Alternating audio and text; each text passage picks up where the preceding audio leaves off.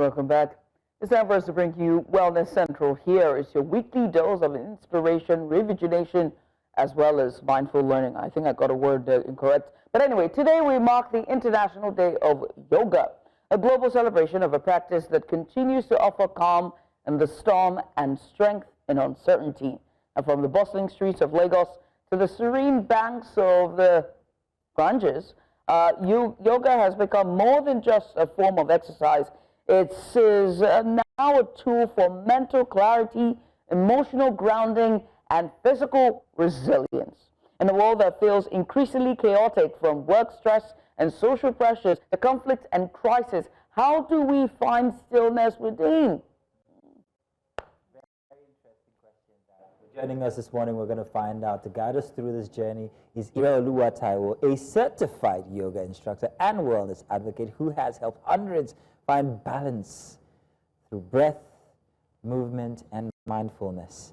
I don't know if I did that if it worked, my gestures, did they work? Because I'm trying to get my yoga in here this morning. Well, good morning, and thank you for joining us, Ireoluwa. Thank you for having me. Certified. I started by asking when you joined us, how does one get certified? Do I need a special degree to become a yoga instructor? What institution do I go to, just so we get a background of your capabilities? Okay, so you don't need to have a special degree. You just have to have like this mindset that, okay, I want to do this.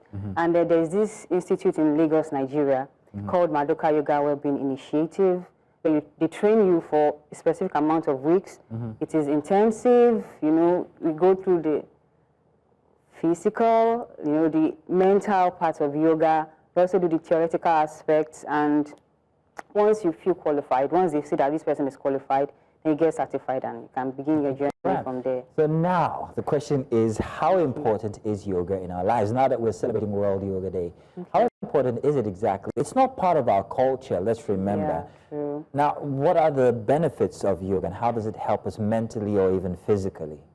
Okay, so we know the world is chaotic right now, like every single day, from hustling and bustling, and then we are filled with chaos. So internally, we have like, our thoughts, what's going to happen. Then externally, there's this, our schedules we have to meet, like family, work, function, a lot of things. And then yoga creates this sanctuary that helps us. Yoga creates a sanctuary whereby it offers us breath, where breath meets stillness, and movement becomes meditation. Now, this is what I mean. Once you feel like anxious, for example, and you just bring awareness to your breath, your breath begins to slow down and you become calm. And then the aspect of movement being a meditation. Now, yoga is not just about physical movements, like doing your hands, legs, this and that. So it's like your breath is already calm, and your breath is an anchor that will guide you into every movement you do. So it's not just about movement, like I said. It's like how present you are during that moment, during that movement, and then your breath guiding you through. That way we just practice yoga with oneness, with peace and calmness. So that's it. When you talk to people who are native fitness enthusiasts, anyone who wants to start off on a healthy lifestyle, when you tell them to try out yoga, they just think you have to be flexible, or better yet, it's just stretching. They don't understand that yoga is hard work. So you were saying that during your training, you had to go through all of this. Intensive. So, very intense. So yoga can be hard work, isn't it? Yes, it is. It is. But you just have to make up your mind, like I said. You have to have this mental resilience to go through anything.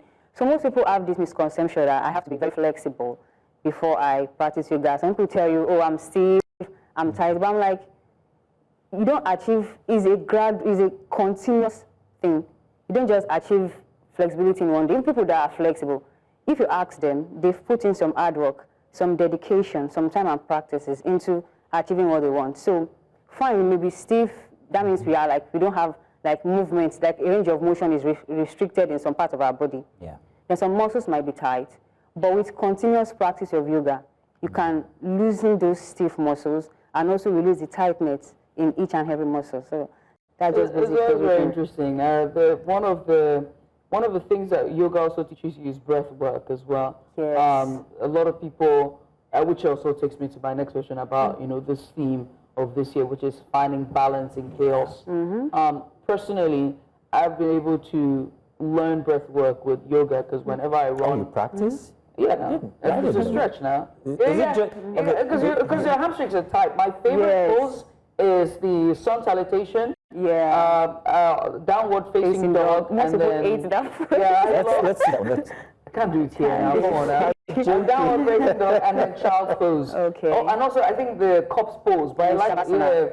love those ones. are these? But again, so that would shift me a question about finding balance with yoga. I want you to preach just the benefits of it, because people don't see the benefit of it. They just think it's just fancy or people just stretching. Yes, and to add to that, some people think it's a ladies' thing.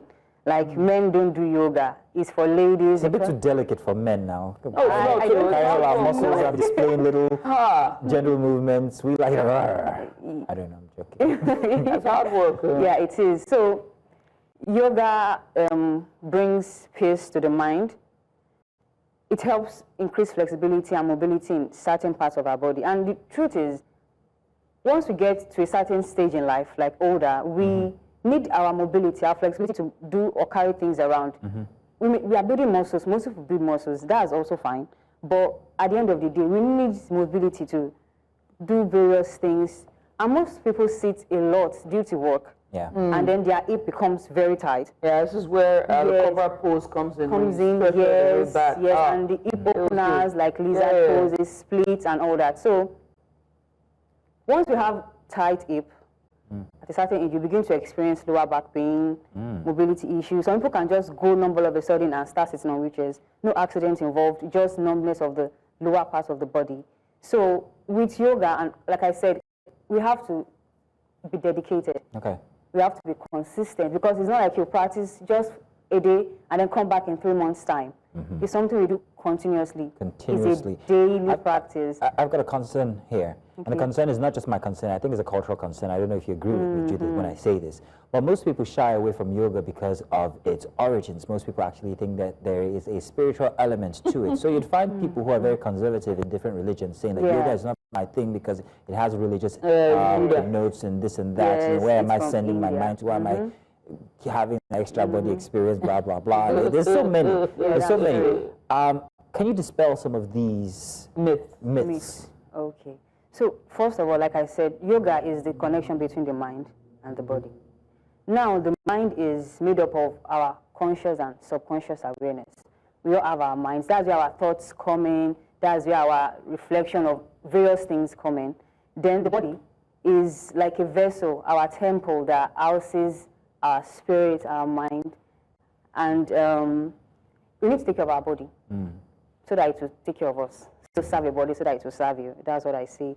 So, like I said, yoga, it just brings balance between the mind and body.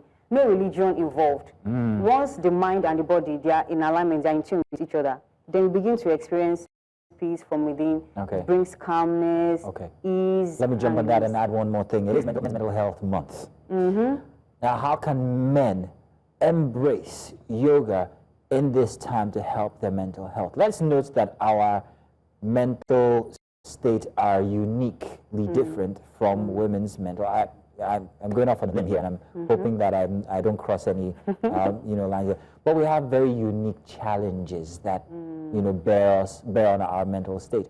How can yoga help here? First of all, bring your awareness to your breath. Once you are feeling anxious, breath work, yes. So maybe at this point you are feeling anxious, or just bring your awareness to your breath. Notice how you breathe in and how you breathe out. Listen, you're an instructor and a man. We have all we need. Oh yeah. What do I need? And I've got stress. Nigeria is stressing. There's sitting yoga poses that one can do, isn't there? Yeah. So you can do this once. As a man who's under Nigerian stress, as a yoga instructor, very simple one. What can we do? Okay, so just don't send me into what do they call those? No, you're not. What's it called again? That thing where you don't not tranquilize. I can't remember the word. I know what I'm not going to say it. Yeah. And so here we go. So just sit with your spine erect. Spine erect. Yeah, sit straight, and then you can place your hands on your thighs. Good. Okay. You can close your eyes. I have to close it. Must I? You can open it if I'll you want close to. it. I'll close it. Okay. So you can connect. Good. To what now? This is the Your spiritual thing we're talking about. Authentic self. And See you. this is who is this? Where do I find this authentic self? Inside of you. Inside So of you. close your eyes. You're not the expert. Oh, sorry. Wait now. She Go ahead. passes as well, so just listen to her. Okay. All right. Okay, close your eyes and then breathe in. Breathe out. So just continue with that. Take a big breath in and take a big breath out. So we can just continue with that like 3 more times. Just take your time as you breathe in and breathe out. Incoming breath energizes the body. Outgoing breath relaxes the body. Slowly.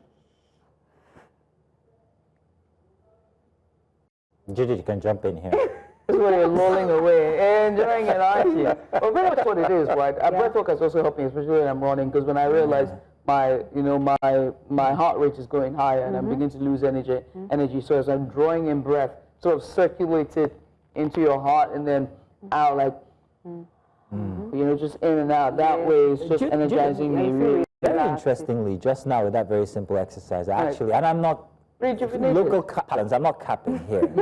let me bring the Gen Z. Yeah. I actually did feel a bit relaxed after I opened my eyes. It felt like there was a kind of swoop, like, but I do understand that if I do commit to that it will help me mentally. Yes. So I'm advising that maybe you can try it out as a man, especially for men's mental health. That's one little small nugget, practical, that you can take away. Right. Thank you very much. That's very interesting. But for those who are, there are a lot of people that I know that, that might be struggling with their weight or weight loss or etc. And they feel like yoga is not the answer as opposed to doing cardio, right? And I think that people don't see that as important or necessary.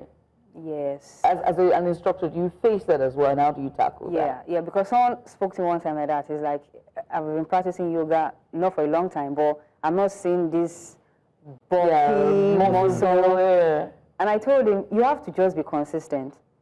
When I started yoga, I'm still skinny, but I knew I had strength. I had my core strength. I could do a headstand. I could stand on my hand, do a lot of things, but I was consistent. That's the word. We have to just be consistent and be mindful of what we take into our bodies as well. Because you may, even people that lift weight and do heavier things, you may continue with this, but if you are not following or watch for what you take into your body, it's just a waste of time. You mean diet now? Yeah. That's also part of yoga. What you eat is also a big part of all of this. This is very interesting. Very interesting indeed. And lastly, can children, I mean, like my niece and nephews, can people train their children from infancy? Not really infancy, like toddlers, because they can be, angsty as well. I mean, the chaos. We always think that chaos always affects only adults and not children as well. Can children come along on this journey of yoga and finding balance? Yes, actually 2 years ago I taught yoga in American International School and French International School to kids.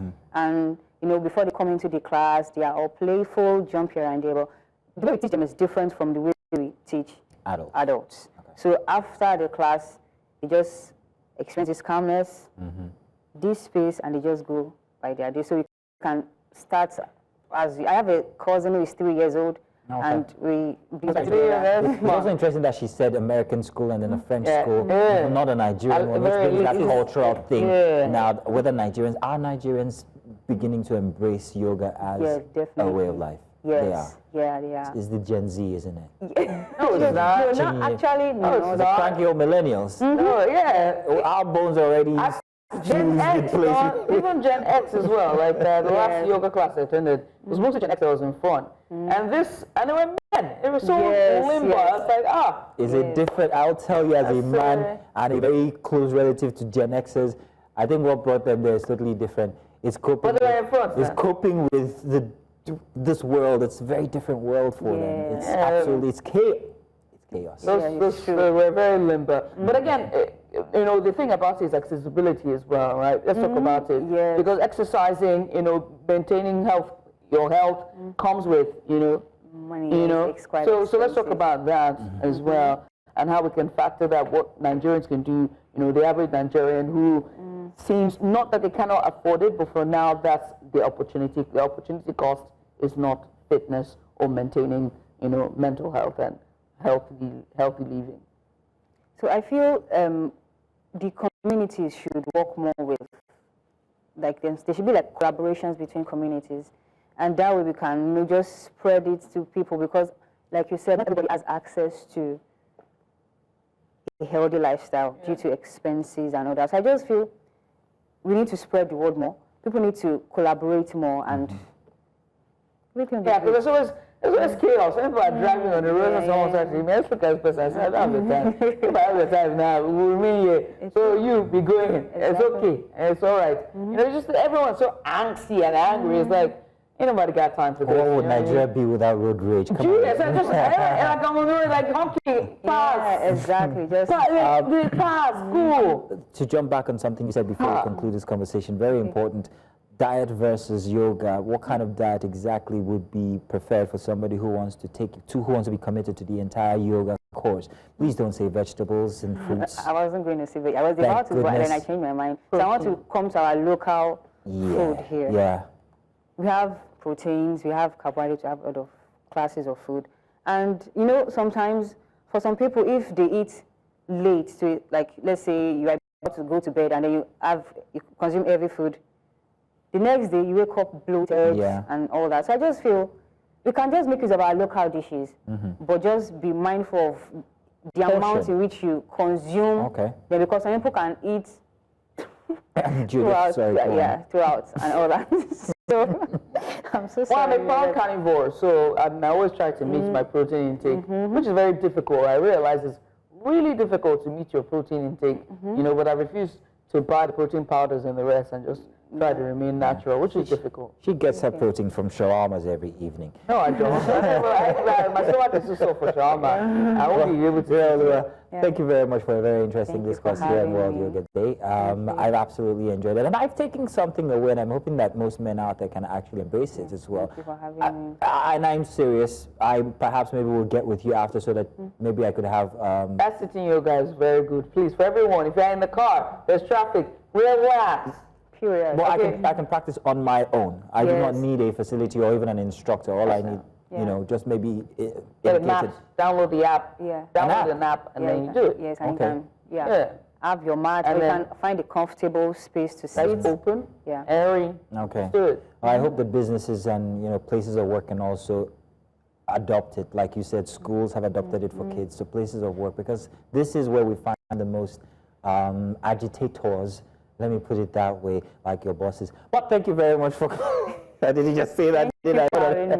Thank you very much. You know, she's shaking her head because I'm in trouble. We will continue with this endeavor for yoga, and thank you for bringing us the details that we need to know. For having me. Thank you for coming on. Stay tuned.